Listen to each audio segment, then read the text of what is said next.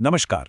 आइए आज के इस विश्लेषण में समय का पहिया थोड़ा पीछे घुमाते हैं और सीधे साल 1280 के पश्चिमी अफ्रीका चलते हैं। माली साम्राज्य में एक ऐसे बच्चे का जन्म होता है जिसकी किलकारियां आगे चलकर इतिहास के सबसे अमीर इंसान की पहचान बनने वाली थी। हम बात कर रहे हैं मनसा मूसा की। मनसा का अर्थ होता है सुल्तान या बादशाह। ये एक ऐसा इंसान था जिसकी दौलत का स्तर इतना ऊंचा था कि आज के इस आधुनिक युग में भी उसकी कल्पना करना लगभग असंभव है। अब दौलत की बात चली है तो जरा इस बात पर गौर करते हैं। आज के समय के दुनिया के सबसे बड़े अरबपतियों जैसे एलन मस्क, जेफ बेजोस और बर्नार्ड आर्नोल्ड, इन सब की पूरी संपत्ति और जायदाद को अगर एक साथ जोड़ भी दिया जाए ना, तो भी ये पूरी दौलत मनसा मूसा की कुल संपत्ति के आसपास नहीं फटक सकती। सच में ये दौलत इतनी विशाल थी कि इतिहासकार आज भी इसे इनकैलकुलेबल, यानी जिसकी गिनती ही ना की जा सके, ऐसा कहते हैं। तो चलिए सबसे पहले इसके पहले भाग की तरफ बढ़ते हैं, सत्ता का रहस्यमय सफर और एक ऐसा जहाजी बेड़ा जो अचानक गायब हो गया। दिलचस्प बात यह है कि मूसा पैदाइशी राजा या उत्तराधिकारी नहीं था। वो असल में माली के 9वें सुल्तान अबू बकर द्वितीय का एक बेहद भरोसेमंद मंत्री और गाइड था। बात है साल 1312 की। सुल्तान अबू बकर द्वितीय को एक धुन सवार हुई। अपने साम्राज्य को बढ़ाने के लिए अटलांटिक महासागर के दूसरे छोर का पता लगाने की उन्होंने 300 जहाज़ों का एक बड़ा बेड़ा भेजा जो सैनिकों और खाने पीने की चीज़ों से भरा था। लेकिन काफ़ी समय बीतने के बाद सिर्फ एक कश्ती और एक कप्तान लौटकर आया। उस अकेले कप्तान ने बताया कि समंदर में एक भयानक समुद्री चक्रवात या भंवर था जिसने बाकी सभी जहाज़ों को अपने अंदर निगल लिया। अब कोई और होता तो शायद डर जाता, लेकिन सुल्तान का इरादा बिल्कुल नहीं डगमगाया। और यहीं से माली साम्राज्य की कहानी में एक बड़ा मोड़ आता है। सुल्तान अबू बकर द्वितीय ने हार मानने के बजाय इस बार खुद जाने का फैसला किया, और यहीं से इतिहास में एक बहुत बड़ा सवाल गूंजता है।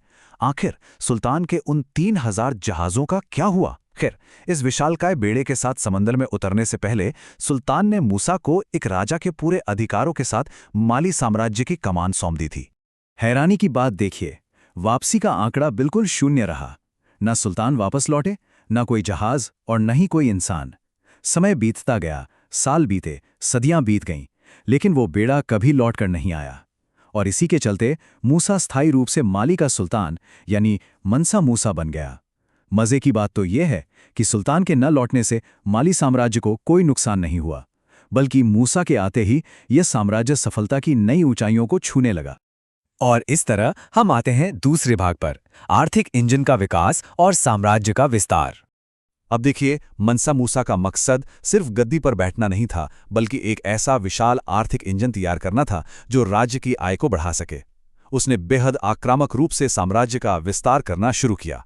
पूर्व से पश्चिम तक, अटलांटिक के तटों से नाइजर नदी तक, और उत्तर में सहारा रेगिस्तान से लेकर दक्षिण के घने जंगलों तक माली साम्राज्य की सीमाएं फैल गईं। जिन क्षेत्रों पर उसने कब्जा किया, वहां संसाधनों के अपार भंडार थे।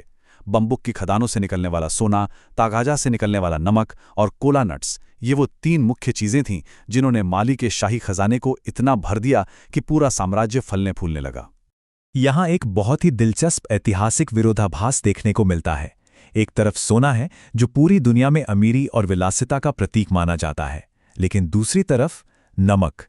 अब सोचिए, सहारा जैसे विशाल और गर्म रेगिस्तान में खाने की चीजों को खराब होने से बचाने और भीषण गर्मी में जीवित रहने के लिए नमक किसी अमृत से कम नहीं था। इसीलिए उस समय और स्थान पर नमक की कीमत सोने से किसी भी मायने में कम नहीं थी।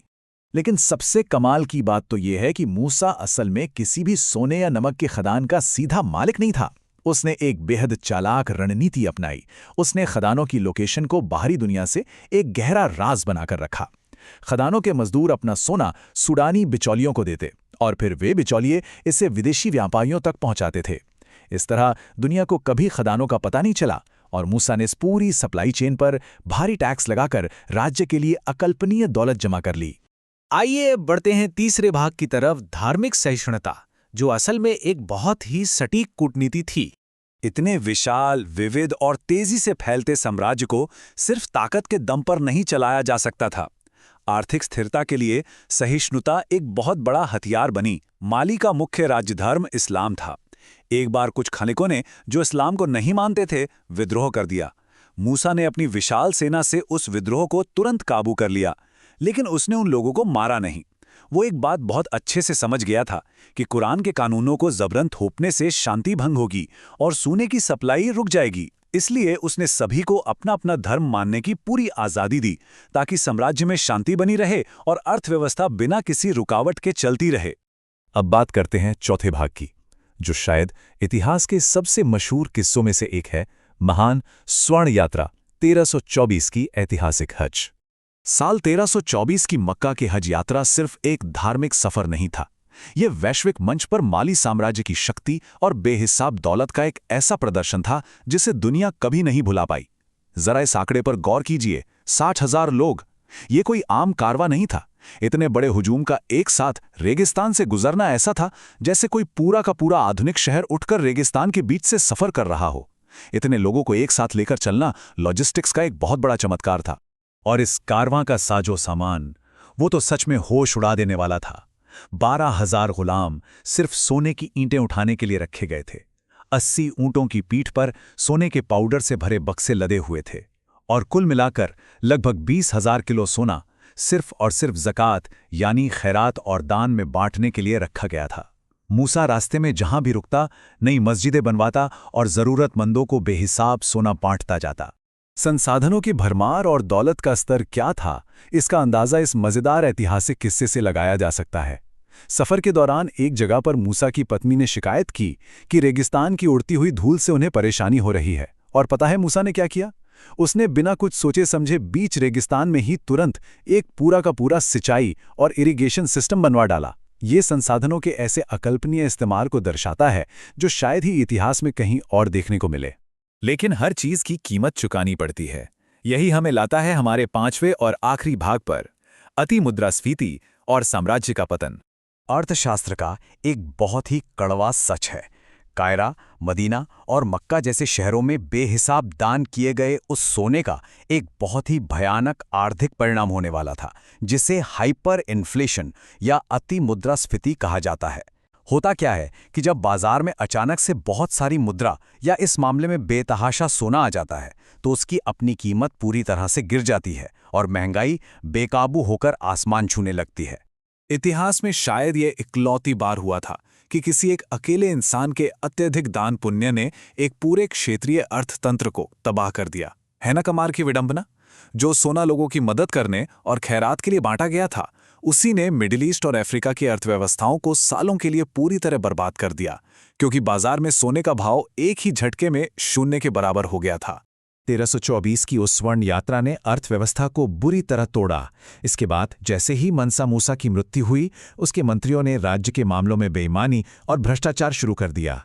जिन राज्यों को मूसा ने जीतकर साम्राज्य में मिलाया था, उन्होंने खुद को माली से अलग कर लिया और देखते ही देखते दुनिया के सबसे अमीर इंसान का खड़ा किया हुआ वो विशाल साम्राज्य ताश के पत्तों की तरह बिखर गया।